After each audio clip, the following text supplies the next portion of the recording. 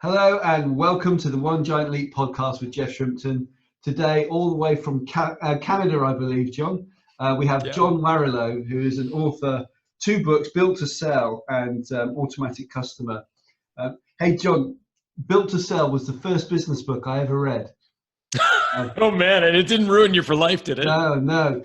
I remember just at the time I was running a business and I was starting to get curious and go, crikey, there must be an easier way to do this. And I was reading autobiographies at the time of like people who've been on Dragon's Den, which I think you'd call Shark's Tank over there. Sure. Yeah. And Richard Branson's autobiography. And then I remember being challenged by someone that maybe I should start reading some grown-up books about business, and recommended your book first. Well, it's not really a grown-up book, so. Well, I just love the way that it was really simply put, and I really understood the concepts and stuff. And here we are, sort of 10 years later. I'm sitting here talking to you. How exciting! There you go. There you go. Well, great to be with you. Yeah, the concept of for the listeners of the book Built to Sell. I tell you what, rather than me ruin it, why don't you tell us what Built to Sell is all about, John? Yeah, it's really for a business owner where they feel like the business is dependent on them personally. And so it really talks about how do you transform a business that's maybe a profit engine for you, but is too dependent on you. And it talks about a system to make it less dependent on you personally, which is the kind of first step in building a sellable company, is making sure that it doesn't necessarily require you. And that's sort of the ultimate for a lot of business owners is that sort of automatic business that's not dependent on them, giving them sort of the option to have a great lifestyle or eventually sell it if that's what they choose. Well, that's what we find meeting business owners, that they get to a point where they're just working so hard. Actually, I sort of phrase it a different way. Sometimes when people say, I work really, really hard, when you look at what they're doing, I say, you're not working hard, you're working long. So you're doing a lot of stuff, but actually it's just the same as you did yesterday and the day before. And it's that old adage about people who think they've got 10 years experience in business, when actually they got 1 year and they just repeated it 10 times. Right. Yeah. And so my interpretation, because I was really thinking about this and saying, I want my clients to think they're going to have to work hard when they work with me, and anything that to implement any of the stuff in your books, you have to work hard to do it. Yeah. But actually, my version of working hard is having those difficult conversations with the staff that are long overdue, or making bold decisions about the direction of the business, and not doing the stuff that you like doing that's familiar, and having the discipline going through. That to me is working hard, not just working long hours. And I know that's what your system advocates, isn't it? Yeah, it's such a good point. One of the things that we start with when anybody starts the process of value building is really getting them to winnow down the products and services that they sell into the ones that really they have a competitive advantage and has some recurring nature to them. And that's so counterintuitive for us as entrepreneurs, right? We're all into this sort of shiny ball and what's the new thing we can sell and how many more things can we sell our existing customers, and all those things that we choose to sell oftentimes, I should say, become problematic because we're selling too many things and we can't get employees to follow us as quickly as we want to move. And as counterintuitive as it may seem, one of the sort of first steps, I think, in building to sell is this idea of selling less stuff to more people, and jettisoning some of the things that really just we shouldn't really be doing because they're too dependent on us personally to deliver. And that, to your point earlier, is about discipline. It's not really working harder in a length of time way. It's making the hard decision, which has sort of knock-on effects. So I couldn't agree more. Yeah, it's that brave decision to stop selling something, isn't it? Especially when it's a big part of your, revenue, and you think, how am I going to walk away from this? But it's an insidious little problem when you're selling something that is too dependent on you. It means that your business hits the ceiling beyond which it can't grow, because in order to grow, you've got to get employees doing the work. And if it's a service or a product that requires you to deliver it, then you're never going to be able to scale beyond a relatively modest threshold. I had two guys in my office today, and they've got this business, and it's a great business, but there's only the two of them working in it, and it just seemed like a champagne bottle that someone's shaken alone. It's ready to pop, but the bottleneck is them two. Interesting. They're not leveraging their time, and it's to save money. They're running things around from here to there, and there's that old adage of save yourself a wage but cost yourself a fortune. Yeah, penny rich and pound foolish. Yeah. It's such an important point, and it actually kind of dovetails into another kind of a big lesson in building to sell, and that is that there's a difference between building a big business and building a valuable business. Yeah. And so many times I think as entrepreneurs, we get those two things mixed up. We think, well, if we grow our profitability, if we just make ourselves more profitable, then we'll be more valuable. And actually that's not true. Businesses can be very profitable, but as you describe, if they're deeply dependent on two co-founders, it's not very valuable. And so if the goal is to build something where there is an ultimate kind of pot of gold at the end of the rainbow, there's something that you can sell, you've got to take some short-term decisions that may actually reduce your profitability in the short term. For example, your guys may need to hire some operations people or some salespeople to get themselves kind of out of the doing part. That'll make them temporarily less profitable, but ultimately infinitely more valuable. So before we go into the specifics of what we need to do to grow the value of a business, an objection I know you've heard before, it's like, hey, look, I don't really want to sell my business right now. And just for the people who are listening at the moment going, this is about selling business, I don't want to sell my business. We don't want them to turn off because there's a reason for that. Just explain how you would deal with that objection. Yeah, I usually use the analogy of a home. So all of us, many people listening will own a home, and chances are you're very comfortably ensconced in that home and have no intention of moving. However, when you notice that there's a house that looks kind of similar to yours just down the street, you're probably curious about what it actually sells for. And you may ask the question, well, why? Are you thinking of selling your home? No, I'm happy. But you still want to know ultimately that the value of your home is going up. Equally, you still want to know that the value of your business is going up, even if you have no intentions to sell it today. The other thing that I think is important to remember is that we make strategic decisions now, which will ultimately end up either favoring us or impacting us negatively many years in the future. I remember I did for my podcast, Jeff, I interviewed this guy who always dreamed of having an ice cream brand. He'd seen the kind of Ben & Jerry's brand. Do they have Ben & Jerry's in the UK, by the way, Jeff? They do. So he'd seen the Ben & Jerry's kind of brand and wanted to have this sort of retail footprint, these high street shops. And so he starts this brand. He gets into Kroger, which is the Waitrose of the United States. He gets sold into Kroger. And he also sets up this network of stores across the United States where people can walk in and buy an ice cream. He had his sort of ego satisfied by having these 60 or 70 stores across the United States. When he went to sell the company, he couldn't get a single offer. He went and said, well, why don't you want this business? We've got this great retail brand. We've got this great distribution at Kroger. And everybody thought he was half pregnant, right? The people who wanted the distribution at Kroger had no interest in the 70 stores. The people who had a retail experience in the 70 stores didn't know what to do with the Kroger distribution. Ultimately, he ended up selling it to a company called Yogan Fruz. And you know what they did? Immediately following the close of the sale, they shut down the 70 stores. And all that money and time he invested to build the 70 stores was all for naught, wasted. Because he hadn't the strategic foresight to think, what's going to drive the value of my business? In his case, it was distribution to big box retail.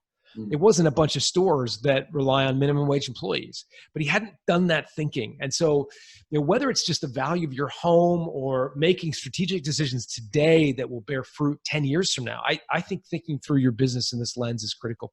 Yeah, it's such a good analogy because I know people are always, when their neighbor goes up for sale, they always go online and, let's see what they sold for. And sure, people are always looking at the value of their homes, but not the value of their business. And I know that, that it's not just about, you know, for fun or an ego thing about the value of your house. It actually makes people feel really quite secure and safe, and that they know that they've got a decent chunk of equity should the worst happen, or any of that kind of stuff. This is so smart.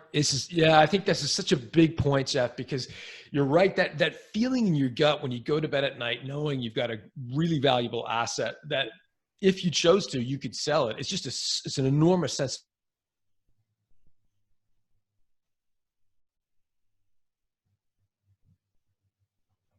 So there's a little break there. We just got a power cut over in Toronto, I think. There is it snowing already? Is it, John? It's not snowing yet, but man, it's not far away.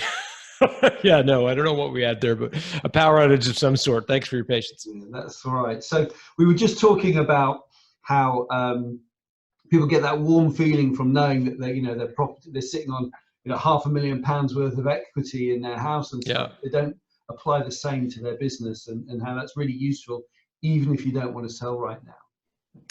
Yeah, I think that's absolutely right. I think it gives you a tremendous amount of security, and ultimately, it's frankly one of the reasons people do sell, right? So when a company when a company starts, typically it's a very small proportion of the owner's net worth because it's worthless, right? So if the owner owns a home, that's much more valuable. But if they build a successful business up to 3 or 4 million pounds of turnover, chances are that company's actually quite valuable, and it may in fact eclipse the value of your home or your pension plan, et cetera. And it's one of the reasons that a lot of people decide to sell. They kind of have that epiphany or wake up moment where they think, well, hold on a second. My business is now 40, 50, 60, 70% of my net worth, and I wouldn't be that consolidated, or I wouldn't have that much, lack of diversification in any other area of my wealth. Why would I have that in my business? So that's one of the triggers that causes people to sell. Yeah. And I think it gets to that point as well where always knowing that you could is a great thing as well, if you wanted to. I think you're absolutely right. Do you know what? I want to go in a different way. I see a new opportunity. Or maybe, lots of entrepreneurs actually, if they're serial entrepreneurs, they get bored. And they go, do you know what? I want to pursue a new thing. And you can consolidate that and give that to somebody else who's going to treasure it and grow it and maybe bring something new and different to it. And then you can move on. Yeah, absolutely right. Well, let's get a bit more technical now, John, because I know I've done a load of training with you, which I'm really excited about, and be starting to talk to my clients about how we can use your platform to help grow the value of the business and make it easier to run at the same time. But why don't you talk us through the key drivers to the value of the business so that people can get a real understanding of that? Yeah, absolutely. So, one of them is going to be the growth potential of your company. And so that's going to be, how much can you foresee growing your business in the future? And one of the things I like to do is just imagine you've got a blank check, right? Because the buyer of your company is likely to be much larger than you are, much more resources, perhaps more distribution, and so or will not be limited in the same way that you are for growing your company. So if you had a blank check, what's possible? How big could it be? Is one of the key drivers of making that case in a really compelling fashion. Another one is recurring revenue. So as we talked about when we were in Birmingham together, how do you transfer a transactional business into a recurring revenue business or an annuity stream? And a lot of owners struggle with that idea. But if you're able to figure out your recurring revenue sort of model, that gives an acquirer a tremendous amount of confidence in your business in the future, and then therefore drives up the value of your company.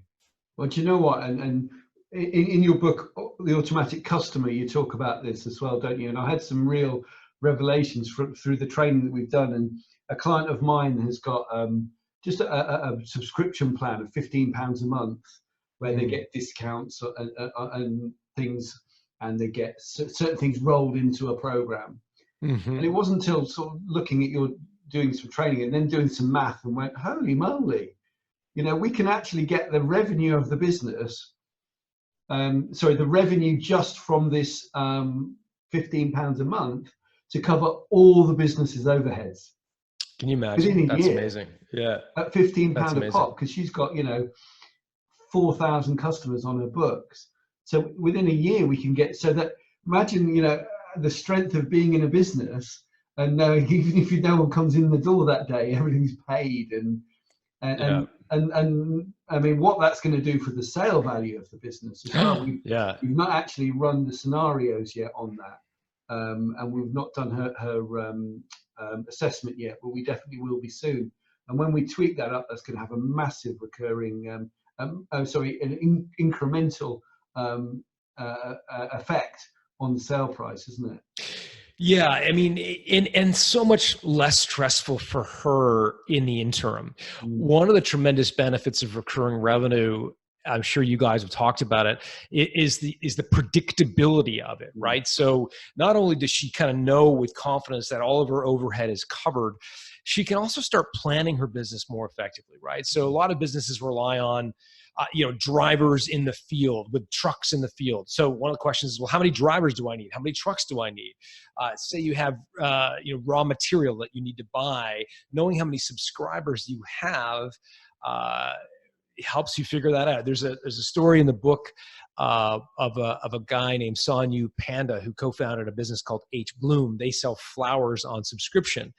And you might think, well, why would you sell flowers on subscription? Well, one of the big problems with a high street flower retailer is that they throw out 50% of their inventory every single month because it's rotting in the fridge, right? You misjudge how many Gerber daisies to buy, how many roses to buy. Well, these guys, Sonyu Panda and his co-founder Brian Burkhart, said, okay, what if we sell flowers to hotels? Because hotels buy flowers regularly, right, on subscription. They set up the company to do just that. And today their spoilage rate, the rate at which they throw out flowers, is less than 2%. Compare that to the average high street retailer that's throwing out more than half of its inventory. Which do you think is more profitable? Which is the company that you'd rather run? It would be less stressful, right? H Bloom. So I think beyond, I mean, certainly it juices the value of your company. But in the interim, for the next decade that you're running your company, it makes it so much less stressful, so much more predictable. I was thinking about that example as well, because that's an example of a florist going commercial, but business to consumer, you could do that too. I mean, if I went into a florist and bought some flowers and wrote a card to my wife on our wedding anniversary, and the person behind the counter said, "Hey, how'd you like to never forget this again?" Can you imagine what's that worth to you, Paul? Yeah, exactly. Give us, like, it probably costs like £4 a month or £5 a month. How'd you like to never forget this again? And actually, how do you like to be, a birthday, anniversary, your mum's birthday? How do you like this just taken care of? Right. Be, golden boy. Every year for £15 a month, you can do your mum's birthday, you can do your anniversary and your wife's birthday all in one go. Boom. 15 quid a month. Just sign me up. I'm done. Yeah. That's it. Yeah. And here's one of the things about the subscription model. And, as owners, business owners, we think, oh, it's going to help me as a business owner. It's going to help me drive the value of my company, make it more predictable, blah, blah, blah. It actually helps the consumers that you work with, right? Because for a lot of people, the simplicity of one easy sort of steady payment and never having to go through the transaction. My son plays guitar, and we have somebody come to the house once a week to give him guitar lessons. And he doesn't take he only takes cash, right? So I don't know about you, but my wife and I never have any cash. We always pay everything by bank card, right? So we have this frantic battle the morning of the guitar lesson to try to find whatever it is, the $25 to pay the teacher, because he doesn't accept A, cards, B, how much easier would our life be as parents if he just says, you know what, I'll send you a bill once a month, and it'll be whatever it is, $80 a month, and it'll just be, be there every Tuesday. He's missing the point that even for us it would be more simple, let alone for him. Yeah, people just want you to take care of that, don't they? Make it easy to buy and easy to transact with them.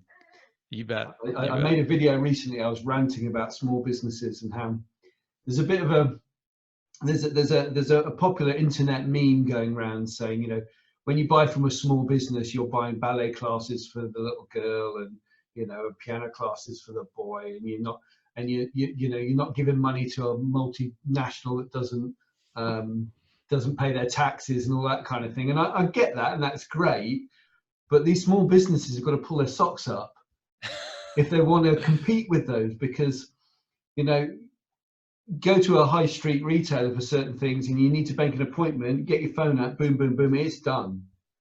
Like a small business, they quite often haven't got that stuff in place and make it easy to buy.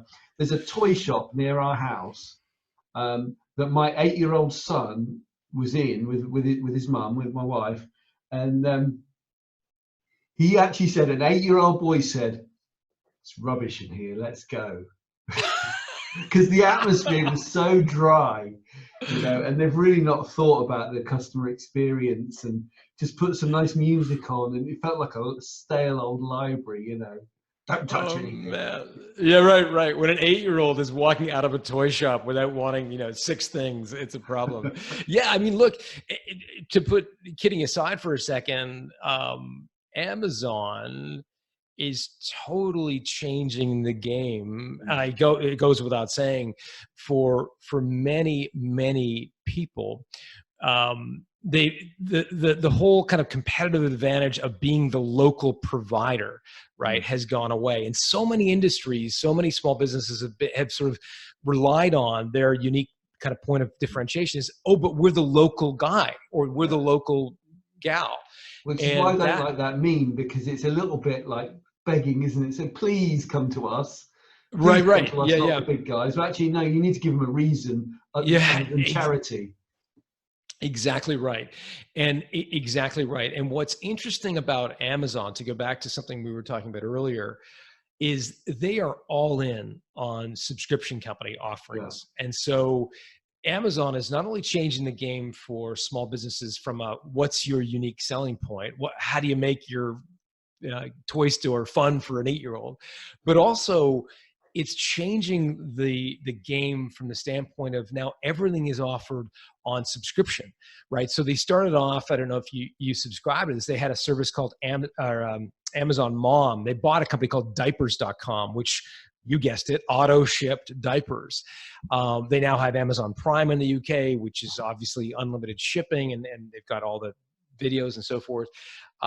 They've got Amazon Subscribe and Save. Do they have that in the UK, where if you bundle more than one product and you buy it on subscription, they give you 15%? I think it's recently introduced. Like I buy some like health supplements, like magnesium and stuff like that, and it's actually quite difficult to buy one jar of it. You've got to untick a few boxes because they want to get you into a monthly supply, which of course is for your convenience. You need it every month. In fact, sure. As I'm talking about this, I've unclicked and bought it one at a time, and I've bloody run out. There you go. My point exactly. Yeah. So I think that raises the bar for small businesses. Almost everybody. I mean, Amazon is now, it's the everything store, right? It is selling.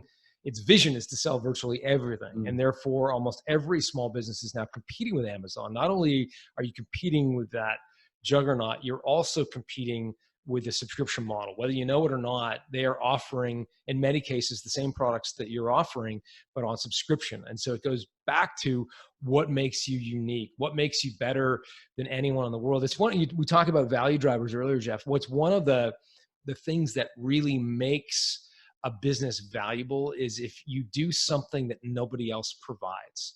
Because when an acquirer looks at your company, they're making a build versus buy decision, right? They're saying, we could buy this company, or we could simply compete with it, right? And if all you're doing is being a low-cost provider, guess what? A large company is not going to buy your business. They're simply going to compete with you. They're going to lower their price, and put you out of business. Whereas if you've got something truly special, truly unique, differentiated, they're going to draw the conclusion that, you know what, it'd be cheaper just to buy these guys, because it's going to take us forever to build the same brand equity, the same point of differentiation that they built. And so buying your processes. Yeah, exactly. Yeah, that's great. So tell me about the drivers around independence for the business. Yeah, so essentially the thing we call hub and spoke measures the company's dependence on the owner. And it comes actually 15, no more than that. I'm dating myself. 20 years ago, I had a company where we worked with very large enterprise organizations and helped them reach the small business market. And I moderated a focus group for a company called Nextel, which was a wireless provider, similar to BT or one of the big wireless companies in the UK.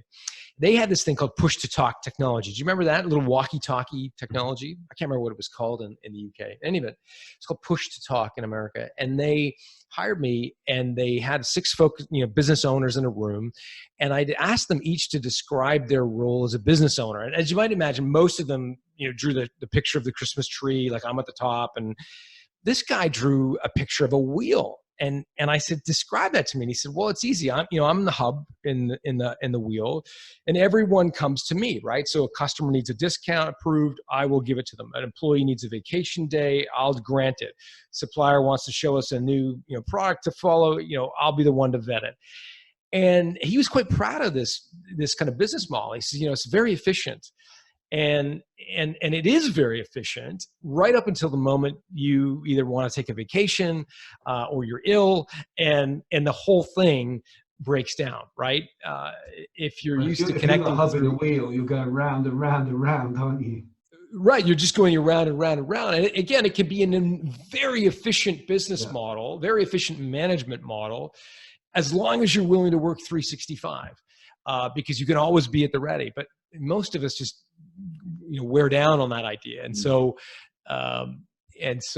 another guy in that focus group described a scene of an apple orchard where he was sitting on the second floor balcony looking out a window over a field of farmers picking the apples, and there was a truck waiting, being loaded up to go down the road to the market. And he said, like, I'm the guy in the second floor window looking down at my apple orchard. And so we call it the hub and spoke versus the apple picker. And it's, of course, the apple picker that is building a valuable company, as opposed to the hub and spoke manager that's got himself a job, frankly. But we also need to be independent of customers and suppliers, don't we? I remember the first business I had, we had, in a good month, 95% of our business came through one client. Oh, wow. What a horrible place that is. You're completely reliant on their whim. If they want to move the goalpost or anything, you've got no choice. You're absolutely in that place. And right. They say jump, you ask how high.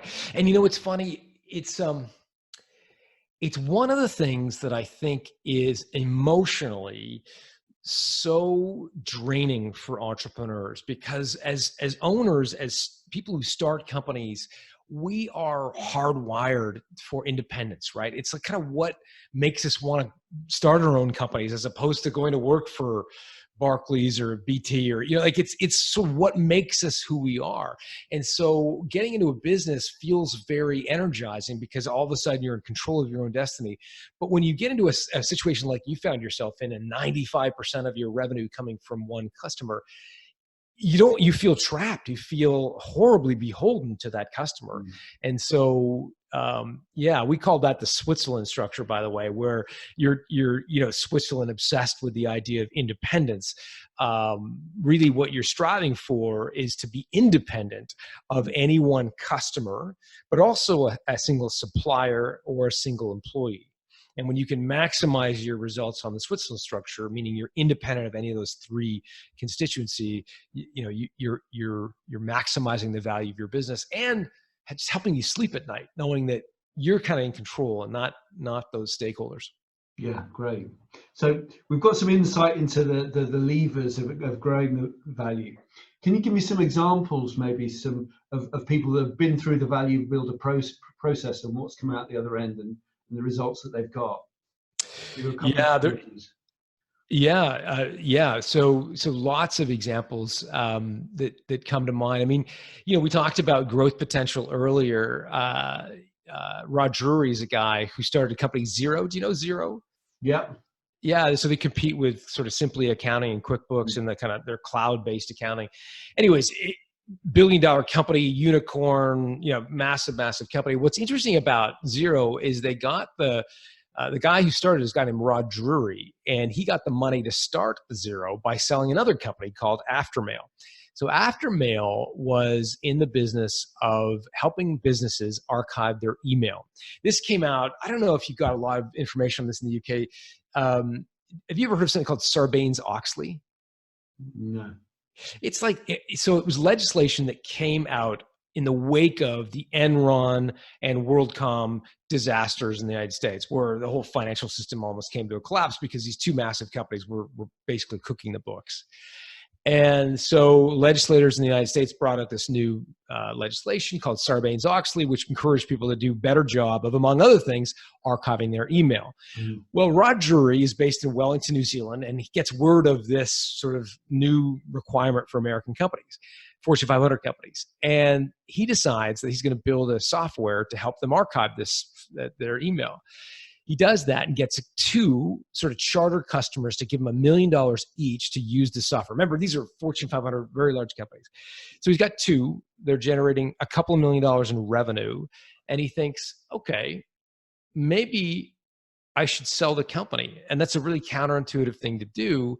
But he decided to do that. And the other 498 customers were already doing business with a company called Quest Software. So he sold the business to Quest.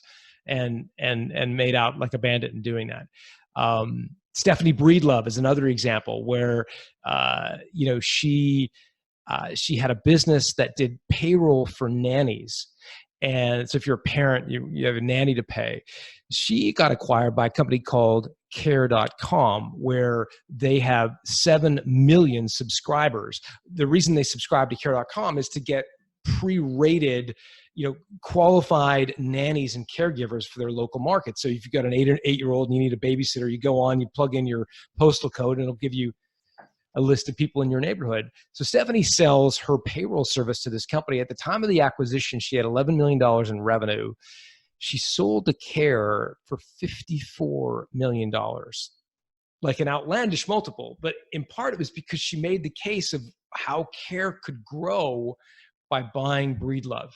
They could grow because if just 1% of care.com subscribers, 7 million, if just 1% bought her software or her payroll service, that would be 70,000 subscribers. Our company, roughly 7 times the size of Stephanie Breedlove's at the time of the acquisition. So just a tremendous story about selling the growth potential of a business. So lots of interesting about examples. Her story, when you were telling it before, when we were together, she was looking to grow the business, and like lots of people do, you say, okay, well, we're doing payroll for nannies. Well, let's do payroll for these people and these people and these people, and go broad.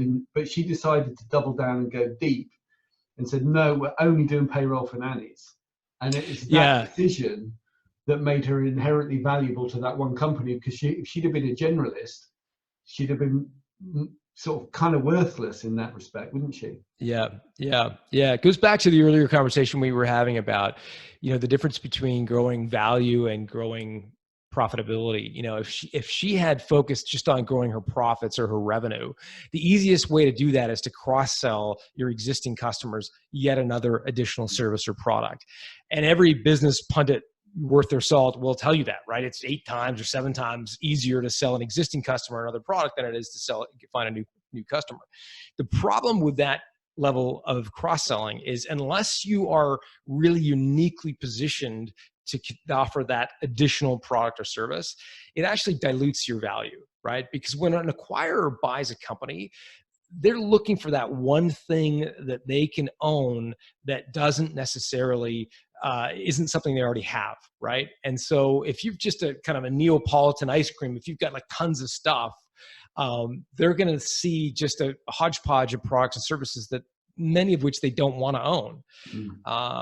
But if you figure out one thing and can to be the best of the world at that one tiny little thing.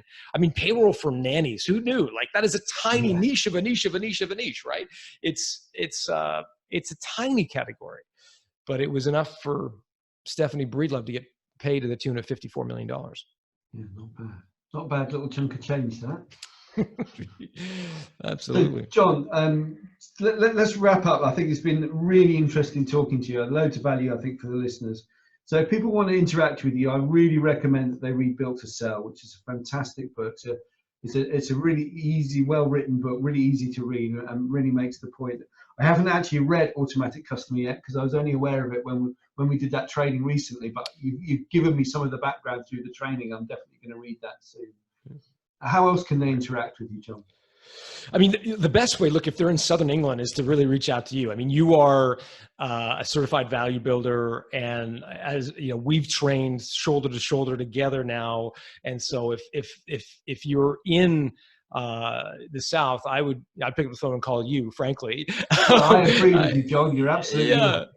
Yeah, no, I mean that genuinely. There's nothing better than having a personal mentor and a coach to walk you through some of the stuff. It does require, a knowledge of your personal goals and a knowledge of the broader context of why you're in business. And so I think as a coach, you're in a unique position to do that. So again, if you're in the South in England, I would recommend that for sure. Otherwise, if you're outside of the UK, just check us out. Valuebuilder.com is probably the place to do that. Great. Okay. Well, John, thank you very much for your time today. Really great conversation. Shame about the power cut. We'll edit that bit out. It'll be fine. Cheers. Thanks, Jeff. Cheers.